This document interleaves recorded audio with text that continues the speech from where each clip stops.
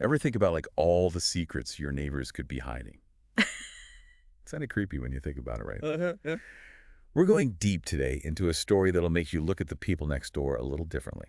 I mean, this case was cold for like over 50 years. It's the Rita Curran case. She was murdered in her apartment way back in 1971. What gets me about this one is how it really shows how far we've come with forensics, but also just how much these unsolved crimes, they really mess up families and whole Yeah, communities. no kidding. Okay, so picture this. Ah. Burlington, Vermont, a college town, peaceful. Everybody feels safe. Nobody's locking their doors. That's where Rita Curran lived. She was 24, an elementary school teacher, loved music, life was good. She'd just moved into her own place singing in a barbershop quartet. It's like things were looking up, right? Totally. It's like the everyday person, Anyone could see themselves in Rita's story. Exactly. But then, one July night, it all went wrong. Her roommates and a friend went out for a snack, left the doors unlocked, like usual. Nothing unusual, but when they got back, well, their lives changed forever. Rita had been murdered, right there in her bedroom. It's rough. The crime scene, there's not a ton of details, but it's chilling. Signs of a struggle, it was a violent attack, and they found a cigarette butt. That cigarette, that's what cracked the case wide open, but it took decades. You know what I mean? So what happened after? Any leads for the police? Oh, yeah, the whole town was freaked out. People were locking their doors. Suddenly, everyone's scared. And there were these rumors, other attacks on women nobody solved. It just got worse. Did they ever look into Ted Bundy? I feel like I remember that being a thing back then. Oh, yeah, for sure. Everybody thought it was him. Yeah. Some of those attacks, including Rita, it was kind of similar to how Bundy did things. And get this, Bundy was born in Burlington, down the street from where Rita lived. That's way too close for comfort. Yeah. Anything come from that? Nope. Nothing. They investigated like crazy, but the case just went cold. Rita's family, the whole town, they were left with no answers. That's got to be tough, not knowing who did it. Awful. But hold on. Jump ahead to 2019, Burlington PD. They decided to take another look at it. They had a new tool, forensic genealogy. Right. This tech had just blown up, solving all these other cold cases. Hmm. Like the Golden State Killer. They use DNA databases to find family connections, and then they can zero in on suspects. So they had the tech, but after all those years, was there even DNA left to test? Luckily, yeah. That cigarette butt turned out to be huge. Nobody who lived there smoked that brand, so it had to be the killers. They tested it. And what did they find? They got a hit, but it was somebody they'd already looked at and cleared years ago. Yeah. William DeRoos, the upstairs neighbor. Except here's the crazy part. DeRoos had been dead for 37 years. Wait, so the killer was living right above him the whole time? Yeah, pretty messed up, right? To think that someone who could do something so awful was right there. But how do you prove it's him if he's already dead? And that's where things get even more complicated, huh? Totally. The investigators found DeRoos' ex-wife, and after all this time, she finally admitted something that she'd been hiding for decades. She lied about his alibi, covered for him when he begged her to. He was afraid of being blamed because he had a history of violence. That's a heavy secret to carry around for so long. You can't imagine the toll it took on her. Seriously, to know the truth about something like that and keep quiet, it's got to tear you apart. Loyalty to your ex, but also knowing what he did, just brutal. It shows you're right. The darkest secrets are often hiding in plain sight. So many questions, though. Did anyone suspect DeRoos back then? What kind of guy was he? Did he hurt anyone else? We might never know the answers to those, but it goes to show you how much ripple effect there is from violent crimes. Think about it, back when the space race was happening, like the whole world was watching, right? The US and the Soviets going head to head, trying to be the first to conquer space. Talk about pressure. It was all new tech, crazy risks. People were so brave back then. Yeah, I remember those days. Every launch was like this huge deal, right? Like pushing the limits of what humans could do. Everyone was glued to their TVs. And for those astronauts, the cosmonauts, they're like rock stars, pioneers. Their names would be in the history books forever. Vladimir Komarov, that's the guy we're talking about today. He was one of them. Yeah, I read a bit about him. Seemed like he was, I don't know, just meant to be up there in space. Totally. Even when he was a kid, Komarov, he was obsessed with flying. Airplanes, he'd read all about them, built models, dreamed about being a pilot. Then World War II started. He was still just a teenager, but he wanted to help. Wow, he joined the Soviet Air Force when he was only 15. Yep.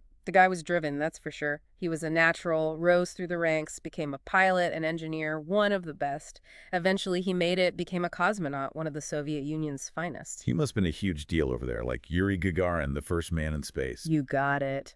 And they were close. Komarov and Gagarin, good friends, both loved space. Mhm. Who knew that their friendship would be tested like that, huh? Yeah, this is one of those stories that doesn't have a happy ending. Yeah. When does it all start going wrong for Komarov? Okay, so it all begins with this mission, Soyuz 1.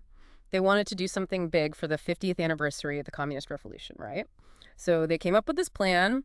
Komarov would fly Soyuz 1 into orbit, and then another spacecraft, Soyuz 2, would follow with 2 more cosmonauts. They were supposed to meet up in space, switch crew members, and come back to Earth. It was going to be this huge show of Soviet power. Ambitious, for sure. Yeah. Especially back then, right? For sure.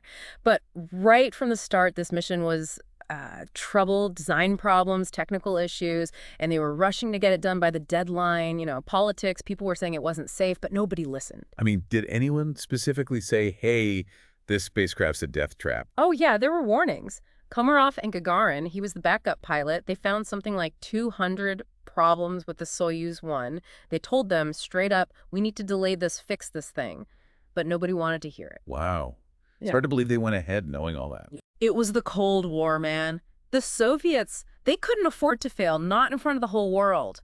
So they ignored the risks. The launch happened. But looking back, knowing what happened, it's almost unbelievable. Right. It shows you how intense things were back then.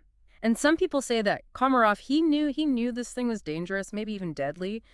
But he also knew that if he backed out, Gagarin, his friend, would have to go instead. What a horrible situation. Right. It's just awful to have to choose like that. Did he tell anyone outside the program how he felt? Hard to say for sure. But once he was up there, in orbit, all the problems started happening, one after another. One of the solar panels didn't open, no power, systems started going down.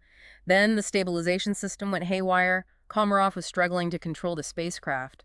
Imagine that feeling all alone up there in a broken spaceship millions of miles from home. And then to make things even worse, the radio, the high-frequency transmitter, it died. He couldn't even talk to ground control for, orbits. So what about Soyuz 2? Wasn't that supposed to launch and help him? They tried, but there were these crazy thunderstorms. They had to delay it. In the end, they scrubbed the whole thing. Komarov was on his own.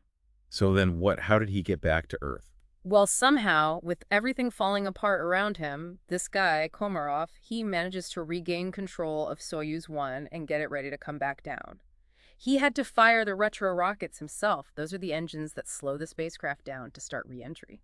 That's amazing he could even do that with everything else broken. It was. He was an incredible pilot, so much skill, so determined.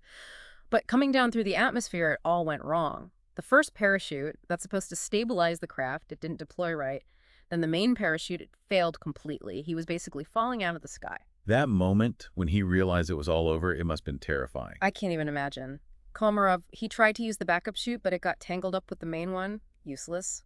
Soyuz 1, it crashed. Hard. Just a terrible end to such a remarkable life. His death, it was a shock to everyone. It made people think about what the space race was really costing, you know? Yeah, people started asking, is this worth it? How many lives will it take? Was Komarov a hero, going to his death like that? Or was he a victim, forced into it by a system that only cared about winning? These are questions that we still think about today, right? Yeah. Especially now, with all this new stuff happening in space, pushing the limits even further. Yeah, for sure. And there's even more to this story. Years later, this book came out, really controversial, claimed that Komarov knew he was going to die, that his last words were cursing the Soviet officials who sent him up there. That's a chilling thought.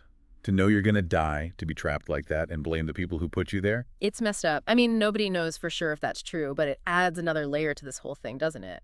Komarov's story, it makes you think about those early astronauts, how brave they were, how dedicated. But it's also a warning, right? We have to be careful, think about what we're doing, make sure we're not just throwing lives away for some bigger goal. Makes you think, doesn't it? About choices and sacrifice and how one event can change so many lives. Rita Kern starting her life, Komarov pushing the limits in space. It's a reminder that life is precious and things happen that we just can't predict. Yeah, and it's wild how those two stories, totally different, but they both come back to these same ideas. Truth, secrets, ambition. It's like history is made up of all these little stories, individual people, and they all fit together somehow. And like we've seen, when you start digging into those stories, going back in time, you find things that you never expected. You start to see the world in a different way. That's it, perspective. With Rita, one lie told years ago because someone was scared or trying to protect someone else, it changed everything. It makes you think, right? About the choices we make and how long those choices can affect us, even if we don't realize it. And Komarov, he was a hero, but he was also stuck in this system, this race to win, no matter the cost. It makes you wonder, how far is too far? When do we say, hold on, this isn't worth it? It's a tough question. Progress isn't always easy. There are always risks. But we have to think about those risks, ask the hard questions, and really talk about what we're doing and what it means. So as we wrap things up here, what are the big takeaways? What can people learn from these stories, things they can apply to their own lives? I think the biggest one is truth matters. With Rita, it took a long time, but the truth came out, it brought some peace to her family. And with Komarov, we're still trying to figure out what really happened, but the fact that we're still talking about it, that means something, right? It tells us that we should always be thinking, questioning what we're told, looking at things from different angles. For sure. And even when we do find the truth, there are always more questions. That's how it is with knowledge. It's never ending. You're always learning. So to everyone listening, think about Rita and Komarov. Let their stories be a reminder. Look for the truth. Don't be afraid to ask questions. And think about how your choices affect other people, even in small ways. Yeah, and if you're interested in these stories, we've got more info in the show notes. Check it out. There's always more to learn. Until next time, keep learning, keep asking questions, and keep diving deep.